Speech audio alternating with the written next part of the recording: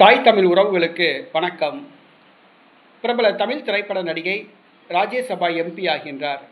பிரபல தமிழ் திரைப்பட நடிகை தமிழக வெற்றிக் கழகம் சார்பில் ராஜ்யசபா எம்பி ஆகின்றார் என்ற தலைப்பில் இந்த காணொளியை காண்கிறோம். தமிழக வெற்றிக் கழகம் தற்பொழுது ஆட்சியில் உள்ளது. 107 சட்டசபை உறுப்பினர்கள் உள்ளார்கள். அதிமுகவை சார்ந்த ராஜ்யசபா உறுப்பினர் சி.வி. சண்முகம் மயிலம் தொகுதியிலிருந்து தமிழக சட்டசபைக்கு தேர்வு செய்யப்பட்ட காரணத்தினால் தனது ராஜ்யசபா எம்பி பதவியை சி.வி. சண்முகம் ராஜினாமா செய்தார். அந்த பதவிக்கு இடைத்தேர்தல் வருகிறது.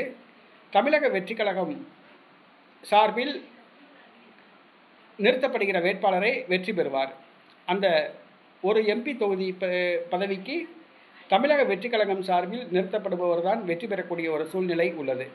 ஆக தமிழக வெற்றிக் கழகம் சார்பில் யார் நிறுத்தப்படுவார் என்ற பேச்சு எழுந்துள்ளது. பிரபல தமிழ் திரைப்பட நடிகை திரிஷா தமிழக வெற்றிக் கழகம் சார்பில் களமிறக்கப்பட உள்ளதாக கூறப்படுகிறது.